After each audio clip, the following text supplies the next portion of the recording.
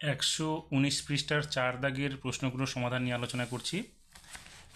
প্রথম প্রশ্নটাতে বলেছে বার্ষিক 5% চক্রবৃদ্ধি সুদের হারে কত টাকার 2 বছরের চক্রবৃদ্ধি সুদ 246 টাকা হবে। তাহলে আমরা যদি আসলটাকে এখানে পি ধরে নিই তাহলে লিখতে পারি P into 1 plus 5/100 to the power 2 minus P equals to 246। এখানে দেখো 5 আর 100 কাটাকাটি করলেও 1/20 হবে, তাহলে লিখবো P into 1 plus 1/20 to the power 2 minus P equals to 246। এবার আমরা পিটাকে যদি কমন নিয়ে নিই তাহলে কি হবে, তাহলে পি ইন্টু এখানে এটা লসাগু করলে কি হবে 21/20 হবে, তাহলে পি ইন্টু 21/20 তার স্কোয়ার মাইনাস পিটা কমন নিচ্ছি পরের লাইনে। এখানে পি ইন্টু 441 অর্থাৎ 21কে যদি আমরা স্কোয়ার করি তাহলে 441/400 হবে, মাইনাস পি রাখলাম। এবার আমরা পিটাকে কমন নিচ্ছি, এখানে পিটা কমন নিলে কী হবে 441/400 মাইনাস 1, এটা লসাগু করলে কী হবে পি ইন্টু 41/400 ইকুয়াস টু 246, যেখানে পি এর মান হবে 246 ইন্টু 400 নিচে 41। এবার 41 দিয়ে এটাকে কাটো তাহলে হবে 6 দিয়ে এটা গুণ করলে কত হবে 24, অর্থাৎ 2400। এখানে তাহলে আসল কত পেলাম আমরা 2400 টাকা। 2 নম্বরে বলেছে এ ও বি যথাক্রমে 15,000 টাকা ও 45,000 টাকা দিয়ে একটি ব্যবসা শুরু করলো। 6 মাস পরে বি এর লভ্যাংশ হিসেবে 3,030 টাকা পেলে মোট লভ্যাংশের পরিমাণ কত হবে। তাহলে আমরা এর লভ্যাংশটা ধরে নিচ্ছি যদি এক্স টাকা হয়, তাহলে আমরা লিখতে পারি 1500 ইন্টু 15,000 ইস্টু 45,000 সমান চিহ্ন এক্স ইস্টু 3,030। কারণ আমরা জানি কি লভ্যাংশের অনুপাত যেটা হবে সেটা মূলধনের অনুপাত সমান, সেই জন্য আমরা মূলধনের অনুপাতের সঙ্গে লভ্যাংশের অনুপাতটা সমান করে দিলাম। এবার আমরা কি করব 15,000/45,000 সমান চিহ্ন কী লিখবো x/3,030। এখান থেকে দেখো আমরা যদি 3টে শূন্য কাটি দিই তাহলে কী হবে 15/45 থাকবে। এবার 15 দিয়ে 45 কাটাকাটি করলে উপরে 1 নিচে 3 থাকবে, তাহলে 1/3 ইকুয়াস টু কী হবে x/330 3,030। তাহলে এক্সের মানটা কী হবে, এক্সের মানটা হবে 3,030/3 হয়ে যাবে, সেখানে 3 দিয়ে ভাগ করলে কত হবে 1,010। অর্থাৎ এ এর লভ্যাংশ কত হলো 1,010 টাকা আর বি এর লভ্যাংশ ছিল 3,030 টাকা। তাহলে মোট লভ্যাংশ কত হলো, আমরা দুটো লভ্যাংশকে যোগ করে দিলে পাবো 4,040 টাকা। 3 নম্বরে বলেছে কে x² plus 2x plus 3k equals to 0, যেখানে কে নট ইকুয়াস টু 0 সমীকরণের বীজদ্বয়ের সমষ্টি ও গুণফল সমান হলে কে এর মান নির্ণয় করতে বলেছে। তাহলে আমরা কি জানি বীজদ্বয়ের সমষ্টি সমান চিহ্ন কি মাইনাস b/a। তাহলে এখানে বি কী হবে, বি এর মান হবে 2 আর x² সহগ কে। এখানে এখানে হচ্ছে আমরা জানি কি বীজদ্বয়ের সমষ্টি হচ্ছে b/x সহগ বাই x² সহগ, সেখান থেকে b/a হবে, সেই জন্য 2/k হচ্ছে। আর বীজদ্বয়ের গুণফল কী হবে c/a। তাহলে এখানে c-কে 3k/k, কে কেটে গেলে 3 হবে। সেক্ষেত্রে আমরা দেখতে পাচ্ছি এখানে কি প্রশ্নানুসারে কি বলেছে সমষ্টি আর গুণফল সমান হবে, আমরা তাহলে এই মানটার সঙ্গে এই মানটা সমান করে দেবো। তাহলে -2/k ইকুয়াস টু 3 হবে, যেখানে k এর মান কী হবে 3/2, অর্থাৎ এটা হবে -2/3। 4 নম্বরে বলেছে এক্স সমানুপাতিক ওয়াই সমানুপাতিক জেড হলে প্রমাণ করো যে x² plus y² plus z² সমানুপাতিক x into y plus yz into zx। আমরা কি করলাম প্রথমটুকু নিয়ে নিলাম x সমানুপাতিক y, যেখানে x সমান চিহ্ন k1, y ধরলাম k1 হচ্ছে ধ্রুবক।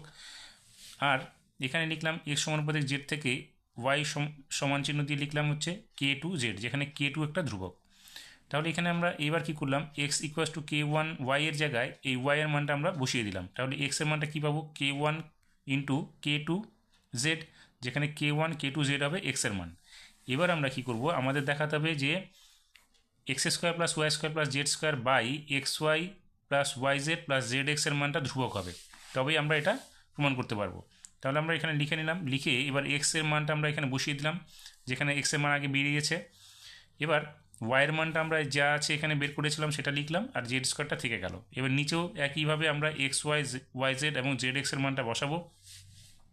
বসিয়ে আমরা ক্যালকুলেশন করতে গেলে দেখবে উপরে পাবো হচ্ছে k1² k2² z² plus k2² z², এখানে পাবো প্লাস z², আর নিচে পাবো k1 k2² z² plus k2 into z² plus k1 k2 এবং z²। এবার আমরা উপর থেকে z² কমন নেব এবং নিচের থেকেও z² কমন নেব, তাহলে কী হবে z² into k1² k2² plus k2² plus 1, আর নিচে থাকবে k1 k2² plus k2 plus k1 k2। দেখবে z² কেটে গেলে এই উপরের অংশটুকু এবং নিচের অংশটুকু থাকবে, এটা পুরোটাই ধ্রুবক, সেই জন্য আমরা লিখলাম ধ্রুবক। এবার যেহেতু x square plus y square plus z square by x y plus y z plus z x ধ্রুবক হয়, তাহলে আমরা এটা লিখতে পারি। 5 নম্বরে বলেছে ত্রিভুজ এবিসি এবং ত্রিভুজ এবিসি এর ডিই সমান্তরাল বিসি, যেখানে ডিই ও ই যথাক্রমে এবি ও এসি বাহুর উপর অবস্থিত। যদি এডি ইকুয়াস টু 5 সেমি, ডিবি ইকুয়াস টু 6 সেমি এবং এই ইকুয়াস টু 7.5 সেমি হয়, তবে এসির মান নির্ণয় করতে বলছে। তাহলে এবিসি ত্রিভুজের বিসি সমান্তরাল ডিই, সেক্ষেত্রে আমরা কী লিখতে পারি, এ ডি বাই বিডি সমান চিহ্ন এই বাই ইসি। তাহলে আমরা লিখব, লিখে এবার আমরা কী করবো, মানটা বসিয়ে দেবো। মানটা বসিয়ে যেটা পাবো সেটা হচ্ছে ইসি ইকুয়াস টু কী পাবো, 6 × 7.5 বাই 5। তাহলে 5 দিয়ে 75কে কাটলে কী হবে, 1.5, এখানে 7.5 আছে সেজন্য কাটলে 1.5 বের হবে। 6 দিয়ে 1.5কে গুণ করলে 9.0, অর্থাৎ ইসির মান হচ্ছে 9.0। এবার ইসি মান পেয়ে গেলাম, আর এ ইর মান হচ্ছে 7.5, তাহলে আমরা এসির মান কত পাবো, যোগ করে দেবো এ ই প্লাস ইসি। তাহলে মানটা লিখে যোগ করবো, আমরা উত্তর পাবো হচ্ছে 16.5 সেমি। 6 নম্বরে বলেছে এবিসি ত্রিভুজের কোণ বি ইকুয়াস টু 90 ডিগ্রি, এ বি ইকুয়াস টু 6 সেমি, বিসি ইকুয়াস টু 8 সেমি, ওই ত্রিভুজের পরিবৃত্ত অঙ্কন করা হলে পরিব্যাসার্ধ কত হবে। তাহলে আমরা কি জানি, আমরা জানি যদি একটা ত্রিভুজ সমকোণী হয়, তাহলে সমকোণী ত্রিভুজের অতিভুজটাই হচ্ছে সেই পরিবৃত্তের ব্যাস। সেক্ষেত্রে আমরা এখন কি করব, এখান থেকে এসির মানটা বের করে নেব। তাহলে আমরা লিখব এসি ইকুয়াস টু কি, লম্ব স্কয়ার প্লাস ভূমি স্কয়ার রুট ওভার দিয়ে। সেক্ষেত্রে AC equals to root over A B square plus BC square, যেখানে এ বি এবং বিসির মান দেওয়া আছে। তাহলে এ বির মান 6 আর বিসির মান হচ্ছে 8, তার স্কোয়ার করলে পাবো আমরা 36 প্লাস 64 হচ্ছে 100, রুটটা উঠে গেলে হবে 10। তাহলে এসির মান যদি 10 হয়, তাহলে ব্যাস, এটা হচ্ছে ব্যাস পরিবৃত্তের, ব্যাসার্ধ করতে হবে অর্ধেক, তাহলে 10/2 মানে হচ্ছে 5 সেমি। 7 নম্বরে বলেছে একটি বৃত্তের ব্যাসের দৈর্ঘ্য 20 সেমি, যদি ব্যাস বৃত্তটির কেন্দ্র থেকে কোনো জ্যায়ের দূরত্ব 8 সেমি হয়, তাহলে জ্যাটির দৈর্ঘ্য নির্ণয় করো। এখানে ব্যাসের দৈর্ঘ্য 20 সেমি বলেছে, তাহলে ও বৃত্তীয় কেন্দ্রের ব্যাসার্ধ ও এ কত হবে, 10 সেমি হবে, যেহেতু ব্যাস হচ্ছে 20 সেমি, এবং ও কেন্দ্র থেকে জ্যায়ের দূরত্ব বলছে 8, তাহলে ও সি কত হচ্ছে 8 সেমি। আমাদের এ বি এই এটার দৈর্ঘ্য বের করতে হবে। এবার কোনো জ্যায়ের উপর ও বিন্দু থেকে, মানে কেন্দ্র থেকে যদি আমরা লম্ব অঙ্কন করি, তাহলে এই কোণটা আমাদের কী হবে, সমকোণ হবে। সেক্ষেত্রে কী হলো, ও সি হচ্ছে আমাদের লম্ব, এসি হচ্ছে ভূমি, এবং ও এ হচ্ছে আমাদের অতিভুজ। তাহলে আমরা এখান থেকে এসির মানটা পেয়ে যাব। তাহলে এসি আমরা কী লিখব, রুট ওভার এ ও স্কোয়ার মাইনাস ও সি স্কোয়ার। এবার আমরা মানটা বসিয়ে দেবো, বসালে সেখান থেকে ক্যালকুলেট করে আমরা এসির মান পাবো 6। এবার যেহেতু ও বিন্দু থেকে, অর্থাৎ কেন্দ্র থেকে জ্যায়ের উপর লম্ব অঙ্কন করা হয়েছে, সেক্ষেত্রে কী হবে, জ্যাকে সমদ্বিখণ্ডিতভাবে ছেদ করে। সেক্ষেত্রে আমরা এসির মান যদি 6 পাই, তাহলে এ বির মান কত পাবো, দ্বিগুণ পাবো, অর্থাৎ 12 সেমি হবে। 8 নম্বরে বলেছে tan 50 degree equals to P by Q হলে cos 40 ডিগ্রি এর মান কত। তাহলে আমরা দেখো এখানে 40 ডিগ্রিতে এটা নিয়ে আসবো। tan 50 ডিগ্রি পরিবর্তে আমরা লিখবো হচ্ছে tan 90 degree minus 40 equals to P by Q, যেখানে tan 90 ডিগ্রি মাইনাস থিটা যদি ধরি, তাহলে cot থিটা হবে, সেই জন্য লিখবো আমরা cot 40 degree equals to P by Q. আর cot থিটার ক্ষেত্রে কী জানি আমরা, ভূমি বাই লম্ব, অর্থাৎ পি এর মান হচ্ছে ভূমি, কিউ হচ্ছে আমাদের লম্ব। তাহলে আমরা অতিভুজটা কীভাবে বের করবো, রুট ওভার লম্ব স্কোয়ার প্লাস ভূমি স্কোয়ার, লম্ব স্কোয়ার প্লাস ভূমি স্কোয়ার করলে আমরা কী হবে, P square plus Q square মানটা পেয়ে যাবো। এইবার আমাদের cos 40 ডিগ্রি, অর্থাৎ cos থিটার মান কি, ভূমি বাই অতিভুজ, তাহলে ভূমিটা কী আমাদের, ভূমি হচ্ছে পি, তাহলে লিখবো পি, আর অতিভুজের মান আমরা কী বের করেছি, root over P square plus Q square, নিচে লিখে দেবো root over P square plus Q square. এটাই হচ্ছে আমাদের cos 40 মান। 9 নম্বরে হচ্ছে 10 × theta plus 15 degree equals two √3 হলে সাইন থিটা প্লাস কস থিটার মান নির্ণয় করতে বলেছে। তাহলে 10 theta plus 15 degree equals to কী লিখবো, √3 মান হচ্ছে 10 60, তাহলে 10 কেটে গেলে theta plus 15 degree equals two 60 degree. এবার এই 15 ডিগ্রিটা এদিকে এসে মাইনাস হয়ে যাবে 60 থেকে, তাহলে থিটার মান কত পাবো, 45। এবার আমরা কী পাবো, সাইন থিটা এবং কস থিটার জায়গায় থিটার মানটা আমরা বসিয়ে দেবো, তাহলে পাবো সাইন 45 ডিগ্রি প্লাস cos 45। এবার সাইন 45 আর cos 45 এর মান একই, 1/√2 প্লাস 1/√2 হবে। তাহলে কী পাবো আমরা, √2টা লসাগু হয়ে গেলে উপরে হবে 1 + 1, অর্থাৎ 2/√2। এবার এই নিচে √2টাকে সরাতে গেলে আমরা কী করবো, উপরে নিচে √2 দিয়ে গুণ করবো, তাহলে কী হবে 2 × √2/√2 × √2। এবার √2 × √2 মানে কি, শুধু 2 হবে, 2 কেটে যাবে, শুধুমাত্র থাকবে আমাদের √2।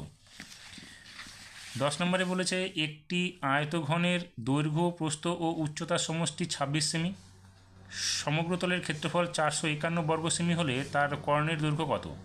তাহলে এখানে দেখো দৈর্ঘ্য প্রস্থ উচ্চতা যদি আমরা এ বি সি ধরে নিই তাহলে এ প্লাস বি প্লাস সি প্রশ্নানুসারে 26 পাবো এবং সমগ্রতলের ক্ষেত্রফলের সূত্র কী জানি আমরা 2 ইন্টু দৈর্ঘ্য গুণ প্রস্থ গুণ দৈর্ঘ্য গুণ উচ্চতা গুণ প্রস্থ গুণ উচ্চতা, সেই অনুযায়ী আমরা এটা লিখতে পারি। এবার আমরা জানি কি কর্ণের দৈর্ঘ্য কী, কর্ণের দৈর্ঘ্য হচ্ছে রুট ওভার বাহু দৈর্ঘ্য স্কোয়ার প্লাস প্রস্থ স্কোয়ার প্লাস উচ্চতা স্কোয়ার।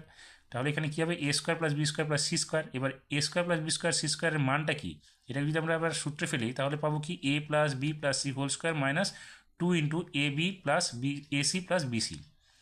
কারণ কি দেখো a plus b plus c whole স্কোয়ারের মান কি আমরা জানি a square plus b square plus c square plus 2ab plus 2bc plus 2ca। এবার আমরা এই যে 2ab 2bc 2ac থেকে আমরা 2 যদি কমন নিই তাহলে কি থাকবে 2 into a b plus bc plus ca, এটাই এখানে লিখেছি। এবার এটাকে কী করবো আমরা যদি এটাকে সূত্রে ফেলি তাহলে দেখো a plus b plus c whole square minus 2 into a b plus bc plus ca equals to a square plus b square plus c square লিখতে পারি। সেই জন্য আমরা a square plus b square plus c স্কোয়ারের পরিবর্তে এটা লিখলাম। এবার এখানে দেখো a plus b plus c আমরা আগেই বের করেছি 26, তাহলে 26 স্কোয়ার মাইনাস এখানে 2 into a b plus ac plus bc এর মান কত, এখানে দেখো সমগ্রতলের ক্ষেত্রফল 451 বলেছে, তাহলে আমরা লিখবো 451। এবার 26কে স্কোয়ার করলে 676 হবে মাইনাস 451, বিয়োগ করলে হবে 225, 225 বর্গমূল করলে হবে 15 সেমি। অর্থাৎ আমরা দেখতে পাচ্ছি কর্ণের দৈর্ঘ্য হচ্ছে 15 সেমি। 11 নম্বরে বলেছে একটি ঘনক ও একটি গোলকের পৃষ্ঠতলের ক্ষেত্রফল সমান হলে তাদের আয়তনের অনুপাত কত হবে। তাহলে এক ঘনকের পৃষ্ঠতলের বক্রতলের ক্ষেত্রফল সূত্র কি, পৃষ্ঠতল মানে হচ্ছে বক্রতল, তাহলে 4πr স্কোয়ার, এবং একটি গোলকের পৃষ্ঠতলের ক্ষেত্রফল, এটা একটি ঘনকের হচ্ছে পৃষ্ঠতলের ক্ষেত্রফল 6 ইন্টু বাহু স্কোয়ার, তাহলে 6a স্কোয়ার, আর একটি গোলকের পৃষ্ঠতলের ক্ষেত্রফল হচ্ছে 4πr স্কোয়ার, সেক্ষেত্রে হচ্ছে 4πr স্কোয়ার। তাহলে এদের আয়তনের অনুপাত আমাদের বের করতে বলেছে, তাহলে আমরা গোলকের ক্ষেত্রফলের সঙ্গে এই বক্রতলের ক্ষেত্রফলের সঙ্গে গোলকের ক্ষেত্রফলটা আমরা সমান করে দিলাম। তাহলে এখান থেকে আমরা কি করব দেখো R square by A square equals to কী হবে 6/4 হয়ে যাবে, যেখানে R by A equals to কী হবে রুট ওভার 6 ইন্টু 7, কেন এখানে আর এর মান কি 22/7, তাহলে এই 7টা উপরে চলে যাবে, তাহলে 6 ইন্টু 7 নিচে হবে 4 ইন্টু 22। এবার দেখো 4 আর 6কে আমরা কাটাকাটি করলাম, তাহলে 3/2 হবে ইন্টু এখানে 7 থাকবে নিচে 22 থাকবে, তাহলে আর বাই এর মান কত 3 সাথে 21 আর এখানে হবে 44, এটা রুট হয়ে যাবে। এখন আমরা আর বাই এর মান এখানে বের করে নিলাম। এখন আমাদের অনুপাত চাইছে কিসের, আমাদের গোলকের এবং ঘনকের। তাহলে গোলকের ক্ষেত্রে আয়তন কি 4/3πr কিউব, আর ঘনকের ক্ষেত্রে বাহু কিউব মানে a কিউব। এবার আমরা কি করলাম 4/3 এখানে পাইয়ের মান বসালাম 22/7 ইন্টু আর কিউব, এখানে আর কিউবের মানটা দেখো কি করলাম, এটা আর কিউব বাই এ কিউব এখানে লিখে দিলাম, কারণ 4/3 এখানে মনে মনে 1 থাকলে একটা উপরে চলে যাবে, এটা নিচে আসবে, সেই জন্য 4/3 into 22/7 into r cube by a cube. এবার আমরা এখানে গুণ করে দিলাম 4 সঙ্গে 22 গুণ করলে 88, 3-এর সঙ্গে 21 গুণ করলে 3 সাথে 21 হবে, আর এখানে দেখো আর বাই এর মান বের করেছি, এটা এখানে আমরা বসিয়ে কিউব করে দেব। এখন 88/21 ইন্টু এইটা দেখো 3বার লিখে গুণ করলে রুটের ভিতরে দুটো রুট মিলে একটা বেরোবে, অর্থাৎ 21/44 হবে, ইন্টু একটা রুট ওভার ভিতরে থেকে যাবে। এবার 21 কেটে যাবে, 44 দিয়ে এটাকে কাটলে 2 হবে, তাহলে 2 ইন্টু রুট ওভার 21/44। এবার এই 2টাকে যদি আমরা ভিতরে ঢুকিয়ে দিই তাহলে দেখবে 4 হয়ে যাবে, অর্থাৎ 4 ইন্টু 21/44, 4 দিয়ে এটাকে কাটলে হবে 11, তাহলে রুট ওভার 21/11, অর্থাৎ এটা কত হচ্ছে রুট 21/11, রুট 11। আমাদের কী চাইছে ঘনক এবং গোলকের, সেই জন্য আমরা এটা উল্টো হয়ে যাবে, আমি লেখার সময় এটা ভুল লিখেছিলাম, আমাদের লিখতে হতো ঘনক বাই গোলক, আমরা লিখে দিয়েছি কি গোলক বাই ঘনক, সেই জন্য আমাদের এটা একবার ঘুরিয়ে দিতে হবে রুট 11/11 = √21। 12 নম্বরটা কী হবে p-2 p+3 p-1 p+2 p-2 p-3 তথ্যের সংখ্যাগুরু মান 18 হলে p এর মান কত হবে। দেখো এখানে p-2 দুবার আছে, তাহলে এটাই হচ্ছে আমাদের সংখ্যাগুরু মান, তাহলে সংখ্যাগুরু মান p-2, এই p-2 আমরা প্রশ্ন অনুসারে 18 লিখতে পারি, যেখানে p এর মান কী হবে -2টার দিকে সে প্লাস হয়ে যাবে, অর্থাৎ p এর মান বেরোবে হচ্ছে 20, যেটা প্রশ্নে চেয়েছিল।